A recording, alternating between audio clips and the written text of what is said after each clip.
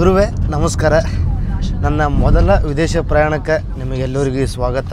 ಇವಾಗ ನಾನು ಮುಂಬೈದಾಗಿದ್ದೀನಿ. ಮುಂಬೈದು ಏರ್ಪೋರ್ಟಿಗೆ ಹೊಂಟೀನಿ ಇವಾಗ ಫಸ್ಟ.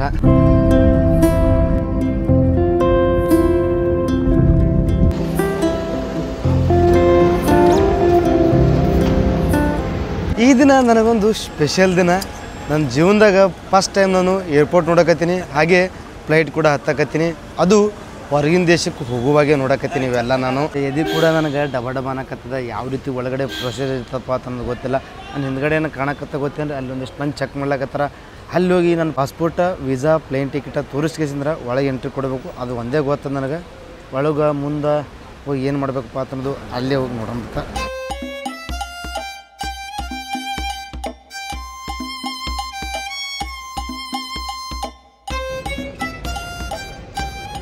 ಎಂಟ್ರಿ ಗೇಟ್ ಒಳಗೆ ಚೆಕ್ ಮಾಡಿಕೊಂಡು ಒಳಗೆ ಬಂದೇವಿ. ಒಳಗೆ ಬಂದು ನಮ್ಮ ಬ್ಯಾಗೆಲ್ಲ ಚೆಕಿಂಗ್ ಮಾಡಿಕೊಂಡು ಬೋರ್ಡಿಂಗ್ ಪಾಸ್ ತೊಗೊಂಡೇವಿ. ಬೋರ್ಡಿಂಗ್ ಪಾಸ್ ತೊಗೊಂಡು ಇವಾಗ ನಾ ಬೋರ್ಡಿಂಗ್ ಗೇಟ್ ಬಂದಿದ್ದೀನಿ. ನಂದು ಗೇಟ್ ನಂಬರ 23. ಇದೇ ಗೇಟ್ದಿಂದ ನಮ್ಮ ಪ್ಲೇನ ಹಾರ್ತದ. ಅದೇ ಬೋರ್ಡಿಂಗ್ ಗೇಟ. ಇಲ್ಲಿ ಬಂದು ನಾವು ಕುಂದಿರಬೇಕು. ನಮ್ಮ ಫ್ಲೈಟ್ ಟೈಮ್ ಐತಪ್ಪ ಅಂತ ಒದರ್ತಾರೆ. ಅಲ್ಲಿ ಒಳಗೆ ಹೋಗ್ಕೇಸಿಂದ್ರೆ ಫ್ಲೈಟ್ ಕನೆಕ್ಟ್ ಇದ್ದಿರ್ತದೆ. ಅಲ್ಲಿ ಅದು ನೋಡ್ರಿ, ಈ ರೀತಿ ಕನೆಕ್ಟ್ ಮಾಡಿರ್ತಾರೆ. ಒಳಗೆ ಹೋಗಿ ನಾವು ಕುಂದಿರಬೇಕು ಫ್ಲೈಟ್ದಾಗ. ಇಲ್ಲಿ ಜೋರಾಗೇನು ಮಾತಾಡೋಕೆ ಬರಲ್ಲ.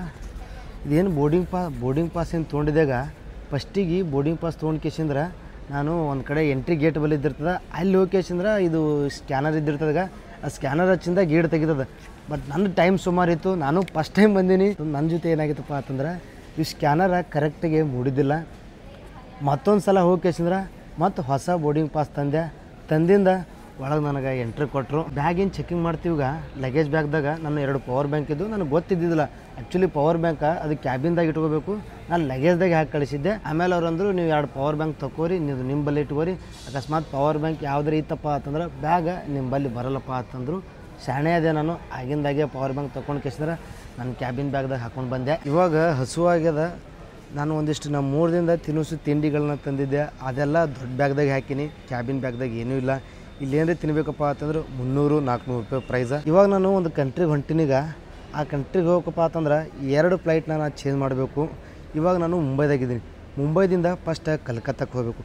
ಕಲ್ಕತ್ತಾದಿಂದ ಫ್ಲೈಟ್ ಸಿಗ್ತದೆ ಡೈರೆಕ್ಟ್ ಆ ಕಂಟ್ರಿಗೆ. ಹೀಗಾಗಿ ಕಲ್ಕತ್ತಾದಾಗ ನಾನು ಒಂದು 5 ತಾಸು ವೇಟ್ ಮಾಡಬೇಕು. ನನ್ನ ಬಳಿ ಅದ್ರ ಸಂಬಂಧ 2 ಟಿಕೆಟ್ ಅದಾವ. ಒಂದು ಮುಂಬೈದಿಂದ ಕಲ್ಕತ್ತಾ, ಇನ್ನೊಂದು ಕಲ್ಕತ್ತಾದಿಂದ ನಾವು ಹೋಗೋ ಕಂಟ್ರಿಗೆ. ಹೊರಗಿನ ದೇಶಕ್ಕೆ ಹೊಂಟಿರ್ತೀವಾಗ ಅದ್ರ ಸಂಬಂಧ ನಮಗೆ ಇಮಿಗ್ರೇಷನ್ ಆಫೀಸ್ಗೆ ಹೋಗ್ಬೇಕಪ್ಪ ಅಂತಂತಾರೆ.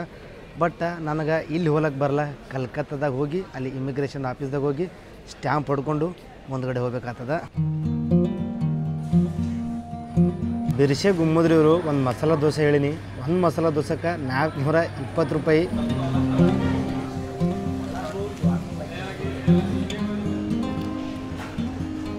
$420 ದೋಸೆವನ್ನು ಟೇಸ್ಟ್ ಮಾಡಕತ್ತೀನಿ.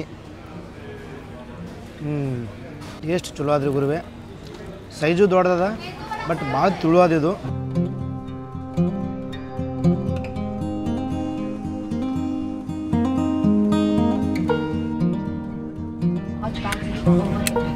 ನಾವು ನಮ್ಮ ಶೀಟ್ ಮ್ಯಾಗ ಕೂತೀವಿ. ಬೆಲ್ಟ್ ಕೂಡ ಹಾಕ್ಕೊಂಡಿವಿ.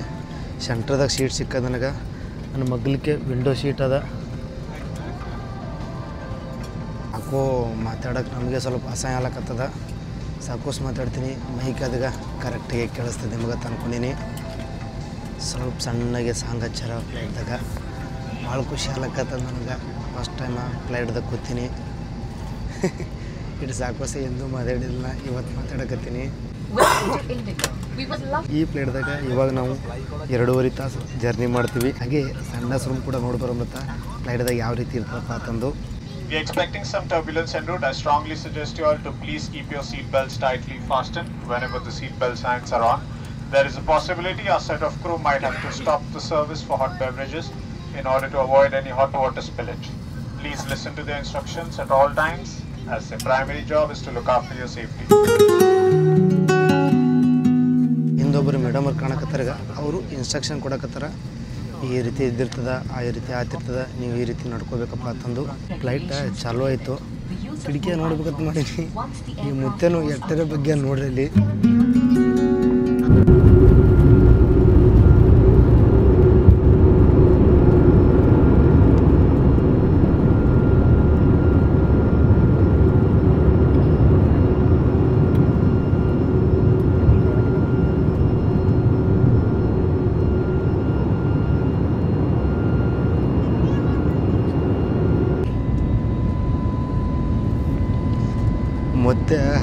ಸೀಟಾಗ ಗಟ್ಟಿ ಹಿಡ್ಕೊಂಡು ಕೂತಿದ್ದೆ ಸೀಟ.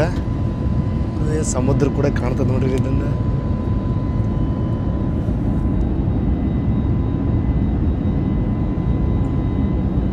ಫ್ಲೈಟ್ ಯಾವಾಗ ಹಾರ್ತದೀಗ ಹಾರ್ದಂಗೆ ಹೊಟ್ಟೆಗೆ ಸ್ವಲ್ಪ ಗಾಳಿ ಹೊಕ್ಕೊಂಡಂಗೆ ಆಗ್ತದ. ಯಾವಾಗ ಫ್ಲೈಟ್ ಹಾರ್ತೀಗ ಮತ್ತೆ ಕಣ್ಣೆ ಮುಚ್ಚನ ಏನು ಸೀಟ್ ಇದ್ದಿರ್ತದೀಗ ಸೀಟ್ ಮೇಲೆ ಒಂದು ಟೇಬಲ್ ಕೂಡ ಇದ್ದಿರ್ತದ. ಈ ಥರ ಲಾಕ್ ಓಪನ್ ಮಾಡಿ ಇಲ್ಲಿ ನಾವು ಇಟ್ಕಿಸಿದ್ರೆ ಊಟನೂ ಮಾಡ್ಬೋದು. ಇನ್ನು ಮುಂದೆ ಬರ್ತದೆ ಹಿಂದೆ ಹೋಗ್ತದೆ. ಇದು ಈ ರೀತಿ ಎ ಸಿ ಬಟನ್ಗಳು ಇದ್ದಿರ್ತವೆ. ಇದನ್ನು ತಿರುವುದ್ರೆ ಎ ಸಿ ಬರ್ತದೆ. ಇವಾಗ ನಾವು ಆಫ್ ಮಾಡೋ ಮತ್ತು ಇದನ್ನು ಹರಕತ್ತಲ್ಲಿ ಇದ್ರದೇನು ಇದೇನಾದೀಗ ಲೈಟ್ ಆನ್ ಆಗ್ತದೆ, ಆಫ್ ಆಗ್ತದೆ.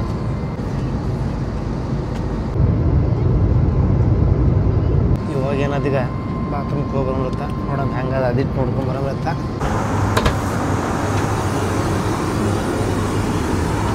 ಫ್ಲೈಟ್ದು ಬಾತ್ರೂಮ್ ಇದ್ದಿರ್ತದೆ. ಫುಲ್ ಸಾಣದ ಇದು.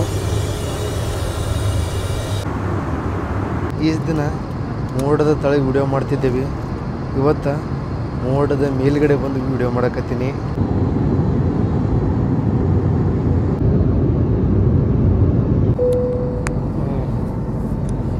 ಇದನ್ನು ಹಾಕ್ಕೊಂಡು ಕ್ಯಾಶಂದ್ರೆ ಮಕ್ಕೊಂಡ್ಬಿಡಮ್ರತ್ತೆ. ಇವಾಗ ನಾನು ನಿಮಗೆ ಸಿಗ್ತೀನಿ ಕಲ್ಕತ್ತಾ ಏರ್ಪೋರ್ಟ್ ಒಳಗೆ.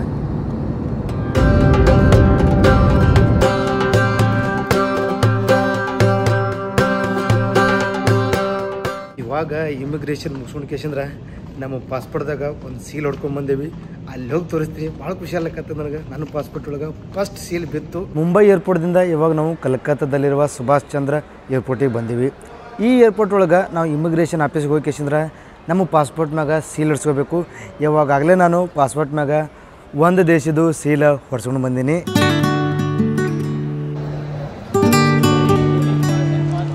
ಗುರುವೆ ನಮ್ಮ ಫ್ಲೈಟ್ ಬಂದದ, ಹತ್ತಬೇಕು ಇವಾಗ.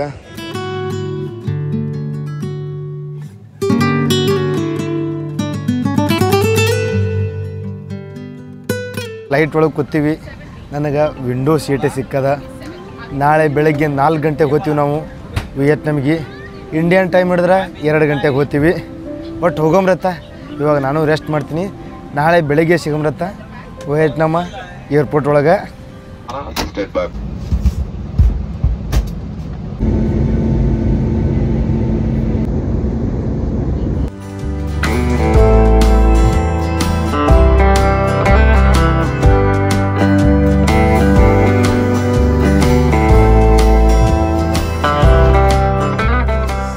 ಟೈಮ 3:25 ಆಗ್ಯದ. ಇನ್ನೇನು ನನ್ನ ಜೊತೆ ಒಂದು ದೊಡ್ಡ ಅಪಘಾತನೇ ಆಯಿತು. ಏನಾಯ್ತಪ್ಪ ಅಂತಂದ್ರೆ ನಂದು ATM ಕಾರ್ಡ್ ತೊಗೊಂಡು ಅಲ್ಲಿ ಹೋಗೀನಿ. ಆ ATM ಕಾರ್ಡ್ದಾಗ 6 ಡಿಜಿಟ್ ಇದ್ದು ಅಂದ್ರೆ 6 ಪಾಸ್ವರ್ಡ್ ಹೊಡಿಯತ್ತು. ಅದು ಅಂತೂ ನಂದಿದ್ರೆ 4 ಇದ್ದು. ನಾನು ಏನು ಮಾಡಿದೆ 2 ಎಕ್ಸ್ಟ್ರಾ ಹೊಡೆದ್ಬಿಟ್ಟೆ. ಯಾವರೇ ಹೊಡೆದು ಅದಾವೇನಪ್ಪ ಅಂತಂದು ಬಟ್ ತಪ್ಪಾಯಿತು. ಬ್ಲಾಕ್ ಆಗ್ಬಿಡ್ತು. ರೊಕ್ಕ ಎಲ್ಲಿತ್ತು ಅದು ಚೆಂತ ಎತ್ತಿತ್ತು.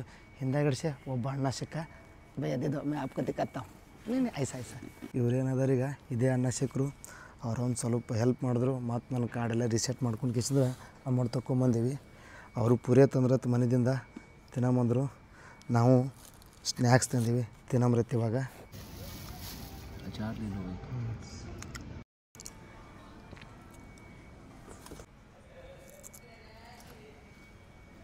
ಊಟ ಮಾಡಿದೆವು. ಇವಾಗ ನಸಕ್ನಾಗ 4 ಟೈಮ. ಬಟ್ ನಿಂಬಲ್ಲಿ ಎಟ್ಟಾಗ್ಯದಪ್ಪ ಅಂತಂದ್ರೆ ಇನ್ನು ರಾತ್ರಿ 2 ಆಗ್ಯದ. 2 ತಾಸು ಮುಂದಿದ್ದೀವಿ ನಾವು. ಈ ಸದ್ದ ಸಿಮ್ ಅಂಗಡಿ ಬಲ್ಲಿ ಹೋಗ್ಕೇಸಂದ್ರೆ ವಿಯೆಟ್ನಾಮೀಸ್ದು ಸಿಮ್ ತೊಗೊಳಬ್ರತ್ತ.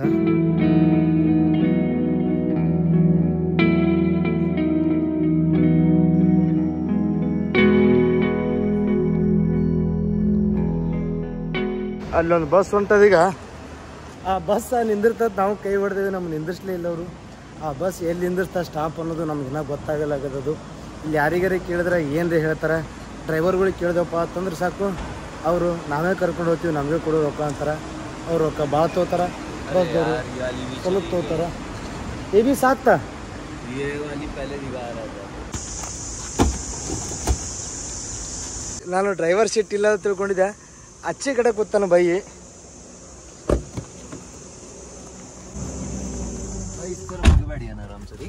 ಫೈನಲಿ ಕಾರ್ದಾಗ ಬಂದು ಕೂತೀವಿ. ನಮ್ಗೆ ಯಾವ ಬಸ್ ತರಬಿಸ್ಲಿಲ್ಲ ಅವರು. ಸ್ಟಾಪ್ ಎಲ್ಲಿ ಹೋದಪ್ಪ ಅಂತ ನಾವು ಎಲ್ಲರಿಗೂ ಕೇಳಿದೀವಿ. ನಮ್ಗೇನೂ ಗೊತ್ತಿಲ್ಲ. ಹೀಗಾಗಿ 800 ರೂಪಾಯಿಗೆ ಇಬ್ಬರು ನಾನು ಅಣ್ಣ ಶೇರಿ ಮಾಡಿಕೊಂಡು ನಮ್ಮ ಹಾಸ್ಟೆಲ್ಗೆ ಹೊಂಟೀವಿ ನಮ್ಮ ರೂಮಿಗೆ. ಡನ್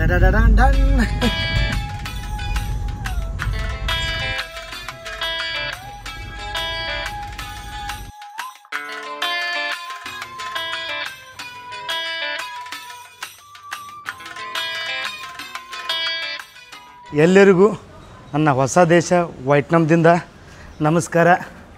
ಇವಾಗ ನಾನು ವೈಟ್ನಾಮ್ ಕ್ಯಾಪಿಟಲ್ ಹೊನಾಯ್ ಸಿಟಿ ಒಳಗಿದ್ದೀನಿ. ಸಿಟಿ ಒಳಗಿರುವ ಒಂದು ಹಾಸ್ಟೆಲ್ದಾಗಿದ್ದೀನಿ, ಡ್ರಿಫ್ಟ್ ಬ್ಯಾಕ್ ಪ್ಯಾಕರ್ ಹಾಸ್ಟೆಲ. ಇದೇನು ಆಟ ಆಡಕತ್ತೀನಿ ಈಗ, ಈ ಆಟದ ಹೆಸರು ಫೂಲ, ನಿಮಗೆಲ್ಲರಿಗೂ ಗೊತ್ತಿರ್ತದೆ. ಬಟ್ ನಾನಿದು ಫಸ್ಟ್ ಟೈಮ್ ಆಡಕತ್ತೀನಿ. ರೂಲ್ಸ್ ಗೀಲ್ಸ್ ಎಲ್ಲ ನಮ್ಮ ಬೈ ಹೇಳ್ಕೊಡಕತ್ತಾರ. ಅವರು ಇಂಡಿಯಾದವರು, ಮಹಾರಾಷ್ಟ್ರದವ್ರವರು. ನಾವೆಲ್ಲ ಹಳ್ಳ್ಯಾಗ ಡೊಕ್ಕೋ ಆಟ ಮುಟ್ಟೋ ಆಟ ಆಡಿವಿ, ಇವ್ರನ್ನೆಲ್ಲ ಆಡ್ತಿದ್ದಿಲ್ಲ. ಈ ವೈಟ್ನಾಮ್ ದೇಶದೊಳಗೆ ಬಂದ ಕೇಸಂದ್ರೆ ನಮ್ಮ ಭಾರತದಮ್ಮನಿ ಎಕ್ಸ್ಚೇಂಜ್ ಮಾಡ್ಕೊಂಡೇವಪ್ಪ ಅಂತಂದ್ರೆ ನಾವು ₹1 ಇಂಡಿಯನ್ ರುಪೀಸ್ ಕೊಟ್ಟೆವಪ್ಪ ಅಂತಂದ್ರೆ ಇಲ್ಲಿದವರು 300 ವೈಟ್ನಾಮೀಸ್ ಡಾಂಗ್ ಕೊಡ್ತಾರೆ. ₹10,000 ಎಕ್ಸ್ಚೇಂಜ್ ಮಾಡಿದ್ರಪ್ಪ ಅಂತಂದ್ರೆ ನಮಗೆ 30 ಲಕ್ಷ ವೈಟ್ನಾಮೀಸ್ ಡಾಂಗ್ ಸಿಗ್ತಾವೆ. ಇಲ್ಲಿ ನಾನು ಲಕ್ಷಾಧಿಪತಿ ಆಗ್ತೀನಿ. ಇನ್ನು ಮುಂದೆ ನಾವು ವೈಟ್ನಾಮ್ ಕಂಟ್ರಿಯನ್ನು ಎಕ್ಸ್ಪ್ಲೋರ್ ಮಾಡೋಮತ್ತ. ಈ ವಿಡಿಯೋ ಇಷ್ಟ ಆಗಿತ್ತಪ್ಪ ಅಂತ ಲೈಕ್ ಮಾಡಿರಿ, ಶೇರ್ ಮಾಡಿರಿ. ನಿಮ್ಗೆ ಏನು ಅನ್ಸ್ತದೆ ಕಮೆಂಟ್ ಸೆಕ್ಷನ್ದಾಗ ಕೂಡ ಹಾಕಿರಿ. ಹಾಗೆ ನಮ್ಮ ಚಾನಲ್ನ ಸಬ್ಸ್ಕ್ರೈಬ್ ಮಾಡೋದು ಮರಿಬೇಡ್ರಿ. ಮುಂದಿನ ವಿಡಿಯೋಗಾಗಿ ಸಿಗುಮತ್ತ ನೆಕ್ಸ್ಟ್ ಅದ್ಭುತವಾದ ವಿಡಿಯೋ ಜೊತೆಗೆ. ಬಾಯ್.